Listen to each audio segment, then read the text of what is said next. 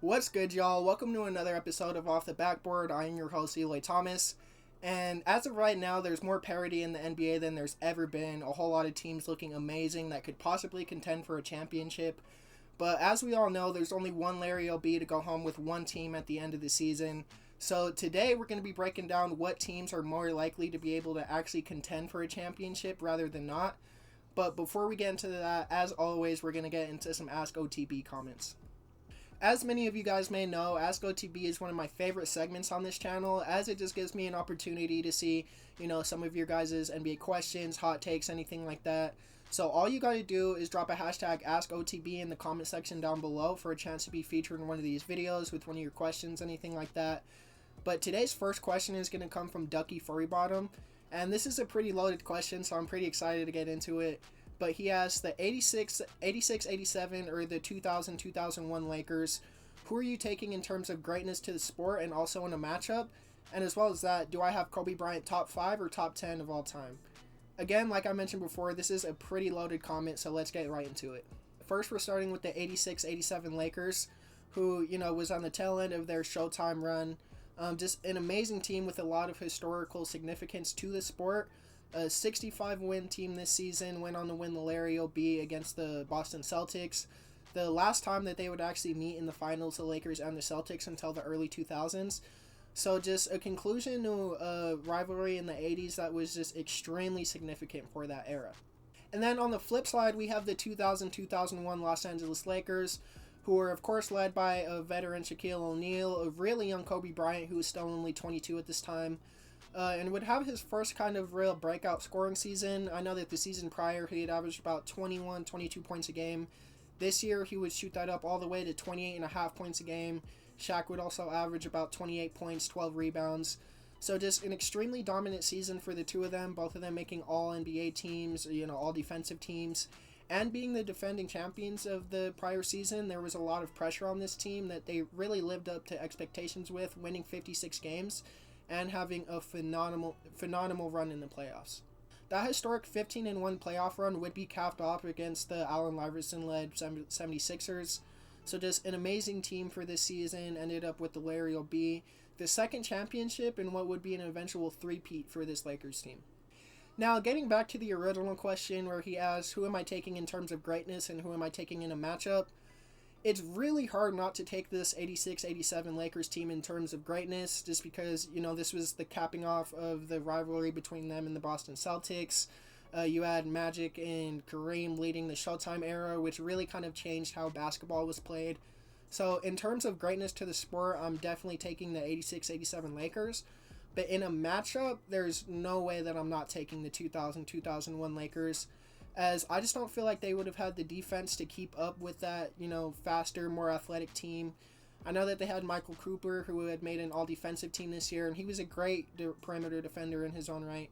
But I just don't think that he's holding down a younger Kobe, and I don't think that a 39-year-old Kareem Abdul-Jabbar would be able to hold down Shaquille O'Neal, as no one in the history of the sport, I don't think, would be able to hold down a prime Shaq. And this is just when he was hungry for it. Two back-to-back finals MVPs. There's no stopping the Diesel in his prime. So I'm definitely going to have to take the 2000-2001 Lakers in the matchup. But the 86-87 Lakers are taking it in terms of historical greatness. Now, the next part of this question, he asked, do I think that Kobe Bryant is a top 5 or top 10 player of all time? And again, Ducky, bro, I just gotta say, you're putting me in a tough position with this loaded question right here. But this is kind of goes back to a little bit of what we talked about with the last topic. Just because in terms of greatness, Kobe Bryant is definitely a top 5 to top 10 player of all time. But if you look at some of the accolades and things that other players in that top 10 were able to do, it's just kind of difficult to make the argument that Kobe deserves to be in that top 5, top 10 range all time. Let me kind of put this into perspective. Take Hakeem Olajuwon and Kobe Bryant. If you ask two casual NBA fans, or even people who aren't exactly casuals, if you ask them who's greater, they're probably going to take Kobe Bryant just because, of the legacy, the mark that he had left on the sport. But if you look at accolades, I definitely would probably take Hakeem's accolades, statistics over Kobe's. just because of the variety. You know, he was able to win championships in the Jordan era. Now, I know that Jordan was busy playing baseball when he won those championships, but that's still, it's 2 championships won in that era. So that's why, in my opinion, Kobe's definitely on my top 5, top 10 in terms of greatness.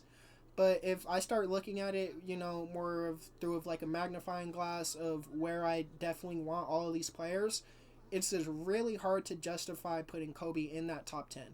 And no disrespect to the Mamba, his legacy is definitely unmatched. I don't think that we're going to ever see another player in the NBA leave a mark on the game like he did.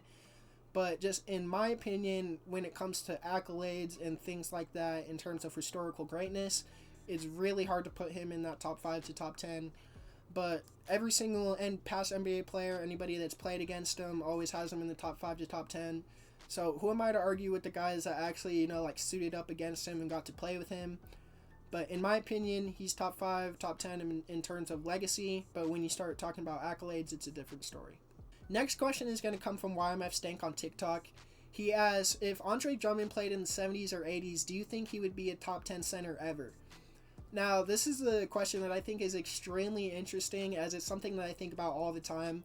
Not specifically with Andre Drummond, but just looking at how basketball has evolved over the years.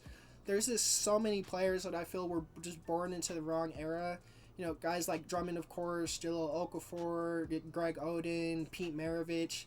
You know, the list could kind of go on of these players that just, you know, had different play styles for their era.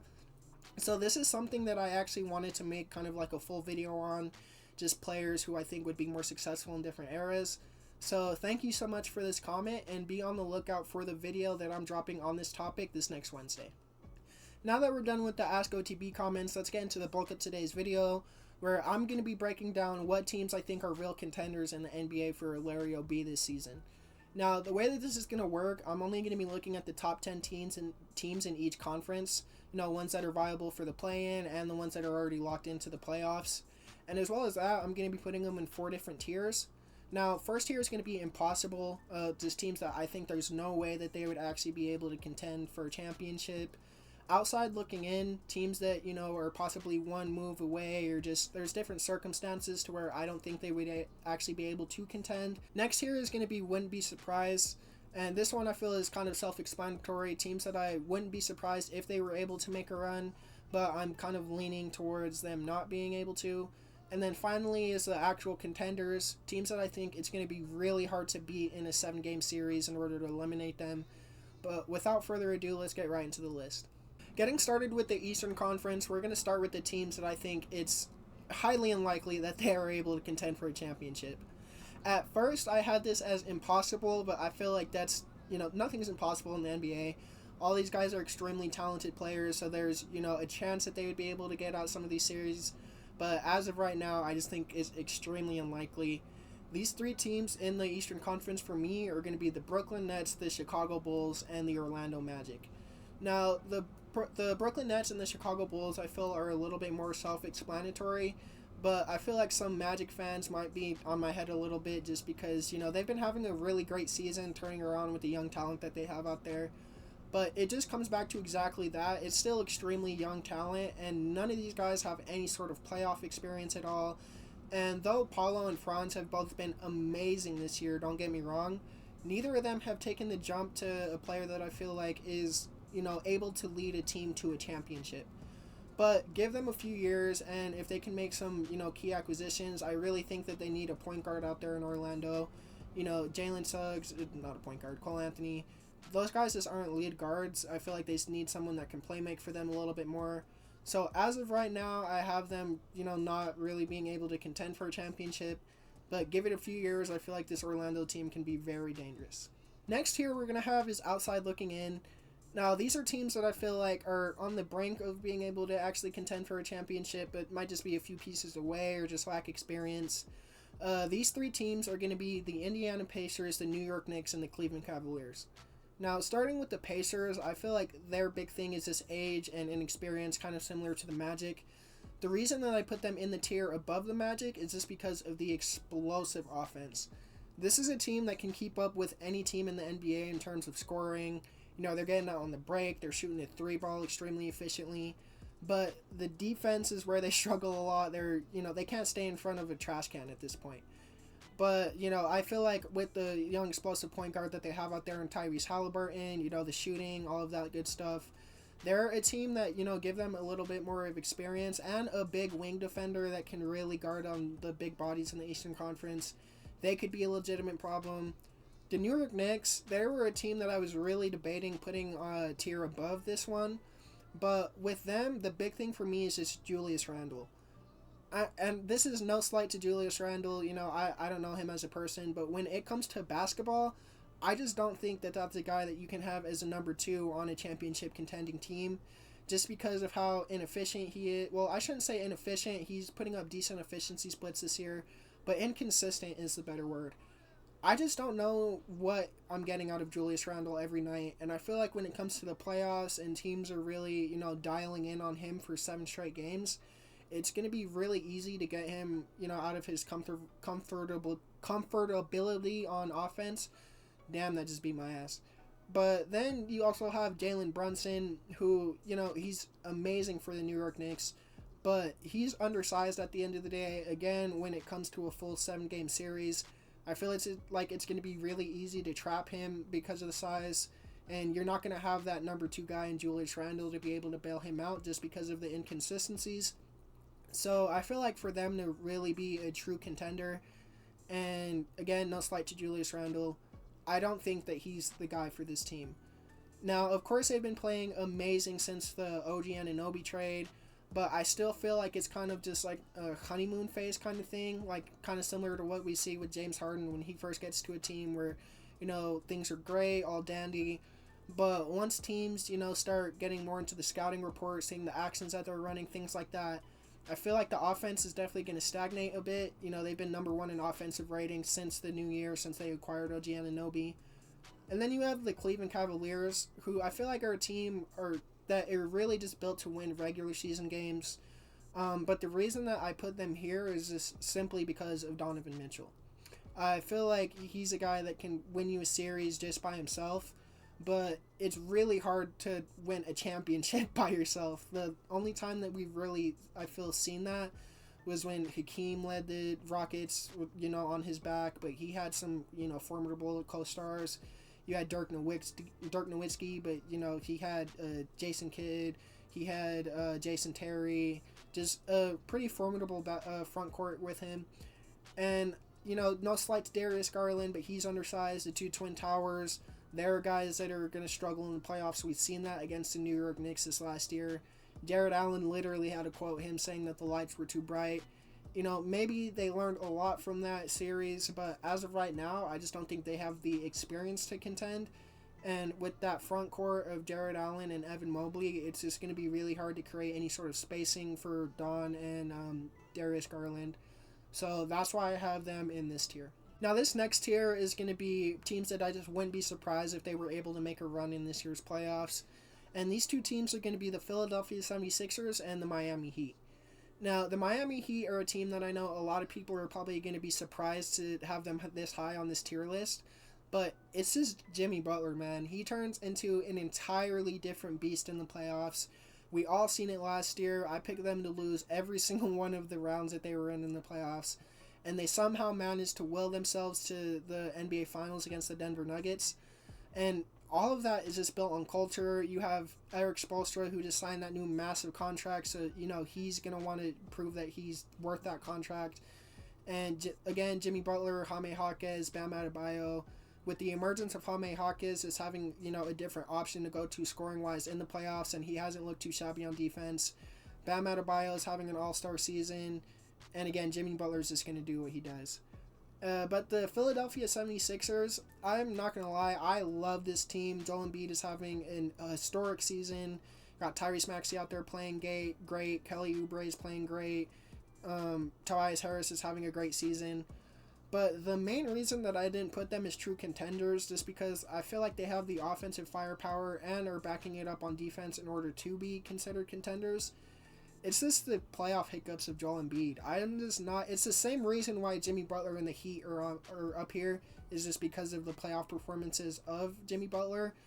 is the same reason why the 76ers aren't listed as true contenders on here. Once Joel Embiid can really prove that he's a significant problem in the playoffs and isn't, going to have his moments where he's just out in the second round consistently, that's when I'll be more comfortable with putting them as contenders.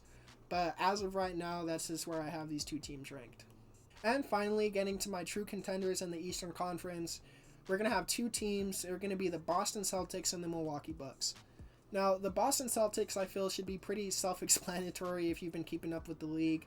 They're easily the best team in the league right now. Have the most continuity. I know that they brought in Kristaps and Drew Holiday this past year, but neither of those are guys that I feel like we're going to shake up the chemistry of this team too much, as Drew Holiday is not a guy that needs the ball a lot.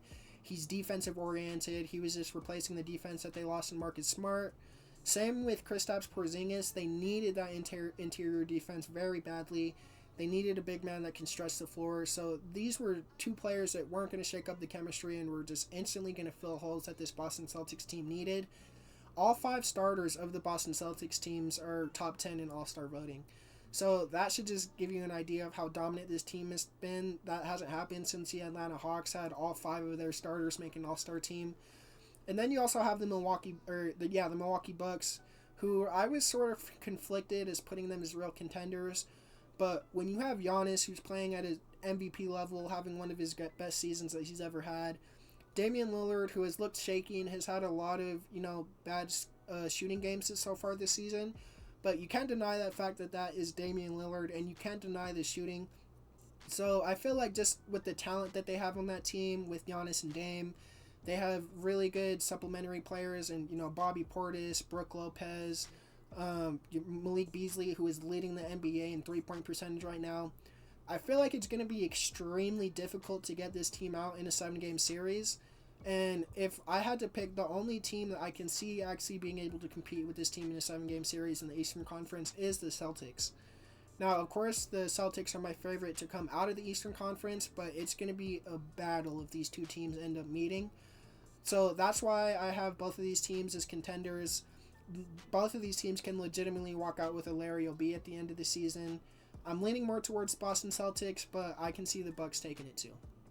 Now, getting into the Western Conference, the 3 teams that I have as super unlikely to be able to contend are going to be the New Orleans Pelicans, the Utah Jazz, and the Houston Rockets. Now, the most surprising team on this list is probably the New Orleans Pelicans, and I'm not trying to be biased at all, but I just have zero confidence in Zion Williamson as a number 1 option for a championship team, simply until he starts taking basketball more serious. I feel like he's, just kind of coasting through this season. The biggest that he's ever been weight-wise, and lowest points per game, lowest rebounds per game, lowest field goal percentage. And it just hasn't looked great for Zion so far this year. Now, I really hope that he can turn it around and, start making this Pelican team look more dangerous, just because I'm a huge fan of CJ McCollum. I would love to see him get some jewelry. You also have the Utah Jazz, who I feel like should be pretty obvious. They don't have a superstar that can really lead them. They look really bad on defense. Just a really young team in general. I don't think that they have a chance to really contend. And then you also have the Houston Rockets, who I feel like this season, even though they're not contending, should just be a massive win for them. This is the first time that they've been a competent team for the first time in a while since the James Harden era. You have the 2 new additions of Dillon Brooks and Fred VanVleet playing amazing for you guys. You got the point guard play that you needed. Dillon Brooks has, in my opinion, been exceeding expectations with the scoring and the shooting. Jabari Smith is having an amazing sophomore season, really just putting his name on the map. Jalen Green, I'm still kind of up in the air about on what I think of him as an NBA player. But, you've seen linear progression from some guys. It's just been a good season overall. So, Rockets fans, don't be disappointed that you're in this tier. Just be happy with the season that you've been having in general. And that's where I have all of these 3 teams, just not very likely being able to compete for a championship this season. Now, on my outside looking in tier for the Western Conference, there's actually only going to be a singular team on here, and that's going to be the Phoenix Suns. Now, the reason that I have them here is just because of lack of continuity, because of the injury problems. You have no way of being able to know if those injuries aren't going to follow you into the playoffs, and you really need to have continuity when you're playing, the same team back to back to back to back because they're going to lock in on all of the, sets, all that stuff that you run during the regular season, and you're going to have to really mix up the offense. And in order to do that, you need to know, the personnel that you're playing with on the floor. As well as that, they just lack perimeter defense, and extremely important. Defense wins championships, as all you guys know. And with how offensively skilled all of the teams in the Western Conference are, you need to have that perimeter stopper.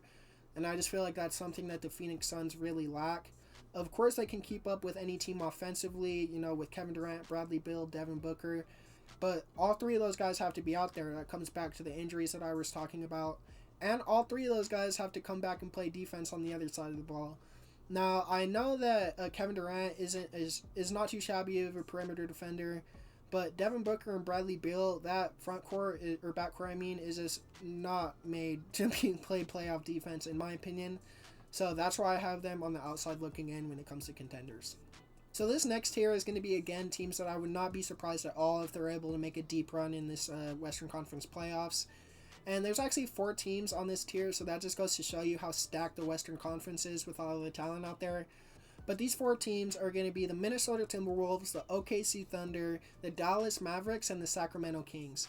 Now, getting started with the Timberwolves, they of course have been one of the, if not the best team in the NBA so far this season. Actually, not the best team for sure.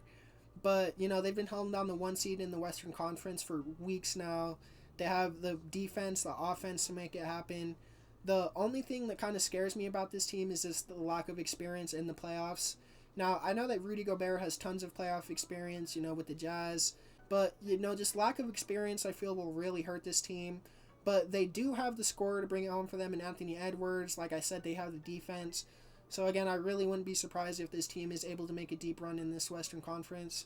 The OKC Thunder. Now, the only reason that I'm not putting them as legitimate contenders is because they've been tearing up the NBA as of late is, again, just age and experience. This is the 3rd youngest roster in the entire NBA, so it's crazy that they're even sitting at the 2nd seed right now. But they have the 30-point per game scorer. They have the defender in Chet. J-Dub has been great. Josh Giddey has been great. Isaiah Joe has been great.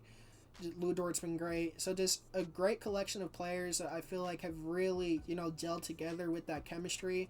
And they're going to be scary for any team to play. It's going to be really hard to get this team out in 7 games. Up next, you have the Dallas Mavericks, who I put them here not because they've been looking spectacular so far this season, but just because with the offensive firepower you have of Luka Doncic and Kyrie Irving, they can outscore any team in 7 games. Like, I know that they don't have the defense yet to, really be considered a real contender, but when you have 2 offensive firepowers like that in your backcourt, it's going to be really extremely difficult to get them out in 7 games. And last but not least, we have the Sacramento Kings. A big reason why I put them here is just De'Aaron Fox. That man can simply just win you a game at any point. Domantas Sabonis has looked amazing this season. Keegan Murray has been shooting the hell out of the ball. They have the defense, the offense, the number 1 guy out there. So, again, another team that I would not be surprised at all if they're able to make a run in this Western Conference. Now, getting into our true contenders for the Western Conference, there's going to be 2 teams standing alone on this tier. That's going to be the Denver Nuggets and the Los Angeles Clippers. Now, the Los Angeles Clippers are, in my opinion, have been looking like the best team in the NBA since New Year. James Harden, Russell Westbrook, Kawhi Leonard, Paul George. The 4 of those guys have been gelling like crazy, and it's going to be extremely scary to see this team in the playoffs. They have everything that you need to contend, and I just feel like beating this team in 7 games is going to be close to impossible. That's why they're my favorite to come out of the West, and in honesty, they're my favorites to win the championship this year. And then you have the Denver Nuggets, who are of course, the defending champions. They have the best player on the planet in Nikola Jokic, who, as of recently, has just been coasting, and they're still winning games. They have Jamal Murray back, Michael Porter Jr., Aaron Gordon. Still that same primary core that won them the championship this last year. So that's why I feel like they're, of course, real contenders. Best player on the planet, extreme continuity. They got the defense, the offense. But if I had to put them in a 7-game series against the Los Angeles Clippers, I just don't think that they have the scoring firepower to keep up with this team.